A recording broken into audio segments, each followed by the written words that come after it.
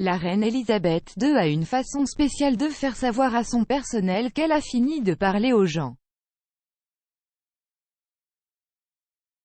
Sa Majesté, 95 ans, se retrouve souvent rattrapée par les sorties royales. Depuis la mort de son défunt mari le prince Philippe, la reine a pris 120 engagements officiels. Après son retour de Balmoral début octobre, la monarque a rencontré des dirigeants d'investissement au château de Windsor, a ouvert le Parlement gallois dans la baie de Cardiff et a lancé le compte à rebours des prochains Jeux du Commonwealth à Birmingham avec le prince Édouard. Cependant, après l'admission de la reine à l'hôpital la semaine dernière, les médecins lui ont conseillé de faire un pas en arrière. Mais lorsque Sa Majesté reprendra ses fonctions royales, ce qui pourrait être dès le sommet de la COP26 le mois prochain, elle pourra s'appuyer sur un signal bien connu pour la sauver de toute terrible rencontre sociale. Le Télégraphe a révélé que la garde-robe d'Elisabeth comprend environ 200 sacs à main, dont son sac l'honneur noir verni préféré. Chaque fois que la reine assiste à des événements royaux, elle est souvent photographiée tenant un sac à main. Il a été dit que l'homme de 95 ans portait un sac à main à chaque engagement officiel, audience privée et portrait officiel.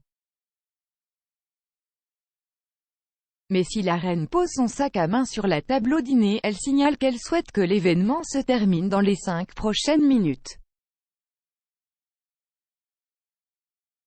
Si le sac à main est posé par terre, Sa Majesté dit qu'elle n'apprécie pas sa conversation en cours et souhaite être secourue par sa dame d'honneur.